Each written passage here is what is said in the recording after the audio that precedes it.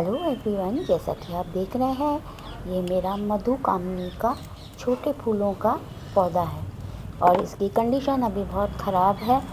गर्मी में तो इसने बहुत फ्लावर दिए हैं, बारिश के बाद में इसके पत्ते पीले पड़ गए हैं। अचानक से ये 2-4 दिन में ही हुआ है। देखते देखते बिल्कुल सूख गया है, पत्तियाँ इसकी टहनियाँ सब सूख गई हैं, पत्तियाँ झड़ गई हैं, पीलापन आ रहा है। तो मैं इसकी मिट्टी चेक कर रही हूँ कि कोई प्रॉब्लम तो नहीं है मिट्टी में, और इसकी मैं सारी जो सूखी टहनियाँ हैं उनको कट कर दूँगी। और आज मुझे काफ़ी पौधे लगाने हैं, रिपोर्टिंग भी करनी है, तो मैं इसकी पूरी मिट्टी भी चेंज करूँगी, देखूँगी क्या परेशानी है। और इसमें देखिए ये येलो कलर के रेन लिली का एक आ गया है बीज कोई, तो ये पौधा उग गया है, जड़ बन चुकी है इसकी भी। तो इसकी मिट्टी थोड़ी मैं चेक कर रही हूँ, गुड़ाई कर रही हूँ कि टाइट है कैसी है, और पूरा खाली करूँगी। वैसे मैं इसको कटिंग कर चुकी हूँ मैं इसकी। अब इसके बाद में मैं चाकू से देख रही हूँ कि इसकी मिट्टी तो काफ़ी पोली है, मतलब कि सॉफ्ट है, तो इसमें कहीं ना कहीं जड़ में प्रॉब्लम है, क्योंकि इसकी पत्तियाँ दाग हो रहा है पत्तियों पर और पीलापन आ रहा है और पूरी झड़ चुकी है, जैसे आप देख रहे हो। अब धीरे धीरे इसकी गुड़ाई करने के बाद में इस पौधे को मैं निकालना चाहूँगी इजी वे में। तो थोड़ा गमले को ठोकूँगी इधर उधर हाथ से, और इसको गमले को अब इसको मैं इसी वे में निकालना चाहूँगी कि आराम से मेरा गमला भी ना टूटे और पौधा भी आराम से निकल जाए। इसकी बीमारी की वजह मैं मालूम करना चाहती हूँ, तो बहुत ही इजी वे में ये निकल रहा है। इसकी मिट्टी बिल्कुल सही है, कोई परेशानी नहीं है, मैंने चेक किया है मिट्टी को। तो अब इसकी जड़ में देखेंगे, जड़ भी सही है इसकी। तो ये प्रॉब्लम है, इसमें चिकनी मिट्टी है। आजकल नर्सरी वाले ये धोखा करते हैं, अंदर चिकनी मिट्टी होती है और ऊपर से या हमारी राजस्थानी बालू मिट्टी का ऊपर से लेप कर देते हैं। तो हम क्या करेंगे, गमला खाली करेंगे पहले तो, क्योंकि गमला भी चेंज करना है।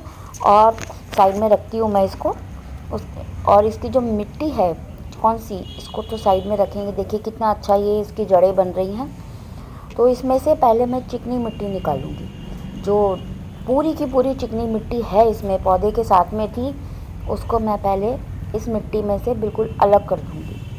आपको दिखा रही हूँ, जैसे कि आप देख रहे हैं, सारी चिकनी मिट्टी पूरी हम निकाल देंगे। ये देखिए ये चिपक रही है हाथों में, तो ये सब मैं निकाल दूँगी इसमें से पहले। और ये कितनी मोटा है, पूरी गांठ है एकदम। तो ये चिकनी मिट्टी क्या है, पानी को रोक लेती है और नीचे तक पूरा ड्रेनेज नहीं होने देती है, या फिर मिट्टी पूरी गीली रहेगी हमेशा, तो वो भी जड़ों के लिए ख़राब है।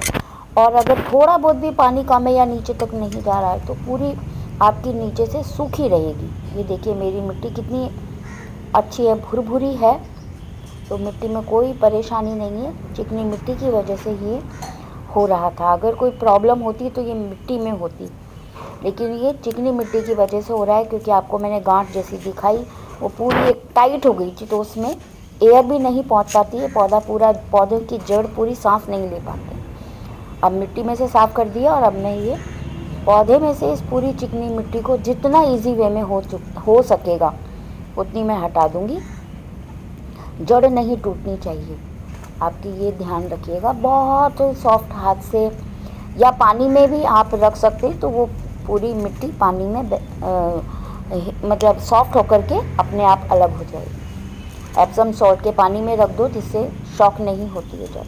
तो मैं उसी गमले में उसी मिट्टी में इसको रख रही हूँ, तब तक मैं मिट्टी तैयार कर लेती हूँ। तो ये देखिए मैं काफ़ी पौधों की मिट्टी तैयार कर रही हूँ, एक ही गमले की नहीं। तो इसमें बजरी है और वर्मी कंपोस्ट है और मिट्टी है, और ये थोड़ी सी बोन मील है। तो 2.5-3 मेरी मुट्ठी के अकॉर्डिंग मैं 2.5-3 इसमें बोन मील डालूँगी। और ये है एप्सम सॉल्ट और फंजीसाइड पाउडर है। तो ये थोड़ा थोड़ा मैं इस पूरी मिट्टी में मिक्स करूँगी। और अब ये जो है जड़, इसको मैं थोड़ा सा, काफ़ी देर हो गई खुले में, तो उसी गमले की मिट्टी से थोड़ा सा इसको ढक रही हूँ, ताकि ज़्यादा हवा जड़ को ना लगे।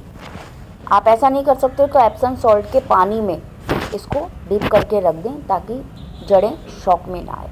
तो थोड़ी सी मिट्टी मैं इसको बचा रही हूँ ताकि मैं दूसरा काम कर सकूँ।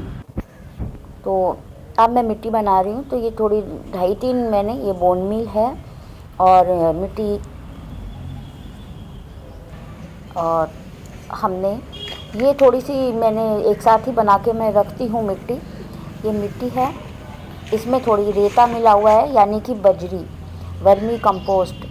और ये मेरे सामने, मैं सुबह 7 बजे से ही काम कर रही थी, चाय बना दी थी मेरे लिए, तो चाय पीऊँगी मैं थोड़ा। तो ये मिट्टी मैंने तैयार कर ली है जैसे कि मैंने बताया आपको। इसमें नीम खली है, वर्मी कंपोस्ट है, बोन मील है, एप्सम थोड़ा सॉल्ट है और घर की थोड़ी सी हल्दी भी मिलाई है, फंजीसाइड पाउडर है, ये सब मिलाया हुआ है। अब मैं इस गमले की मिट्टी को निकाल दूँगी। जो थोड़ी बची हुई है ऊपर की मैंने साइड में कर दी है, नीचे की बिल्कुल अच्छी मिट्टी है तो उसको भी इसमें मिला लूँगी। मैंने फंजीसाइड पाउडर, हल्दी दोनों ही डाली है। और ड्रेसिना जो मेरा प्लांट है उसकी जो पत्तियाँ पूरी पुरानी बिल्कुल सही पत्ती होनी चाहिए, कोई कीड़ा नहीं होना चाहिए, फंगस नहीं होनी चाहिए। उसको सुखा करके बारीक बारीक काट करके मैं लीफ कंपोस्ट के रूप में ले लेती हूँ। अब इसमें थोड़ा नीचे मैं मिट्टी डाल देती हूँ जितनी ज़रूरत हो, आपके पौधों की जड़ जितनी बड़ी है। अब यहाँ पर मैं थोड़ा सा मिट्टी में नीचे फंजीसाइड पाउडर मिलाऊंगी और ऊपर से थोड़ी सी मिट्टी और ये एप्सम सॉल्ट। एप्सम सॉल्ट जड़ों को बढ़ने में एक स्ट्रेंथ का काम करता है। और थोड़ी मिट्टी मिला दी है। डायरेक्ट जड़ को इसके संपर्क में कोई भी आप डालते हैं कुछ भी चीज़ नहीं आने देना चाहिए। थोड़ी मिट्टी डाल के अब इसको देख रही हूँ कि मिट्टी डालने के बाद में 2.5-3 इंच आपका स्पेयर रहना चाहिए ऊपर से गमला मिट्टी देने के लिए। अब ये मिट्टी से एक हाथ से मैंने कैमरा पकड़ा हुआ है, एक से काम कर रही हूँ तो दिक्कत आ रही है, वीडियो भी टेढ़ा बन गया है तो इसके लिए सॉरी। और इसको बिल्कुल सेंटर में रख कर के चारों ओर से मिट्टी मैं ये जो बनाई है मैंने मैनुअल, इसको हम डाल देंगे। और डालने के बाद में धीरे धीरे बहुत लाइट चारों ओर से हल्का हल्का पुश करेंगे। जड़ नहीं टूटनी चाहिए, केयर से बहुत हल्के हल्के हाथ से पुश कर देंगे हम इसको। तो इसकी दोबारा से एक नया मिट्टी और जो कमी हो रही थी इसको विटामिन, कैल्शियम, न्यूट्रिशंस की, वो सभी मिल जाएंगे। उसको 4-5 दिन में छाया में रखूँगी मैं इसको। अब ये तैयार है लगने के लिए, तो ये रेडी हो चुका है। और देखिए इसी प्लांट की मैंने कुछ पिक्स आपको दिखाई हैं। इतनी इसने फ्लावरिंग की है, पूछिए मत, भर भर के ब्लूम्स। तो देखने के लिए आपका बहुत बहुत धन्यवाद।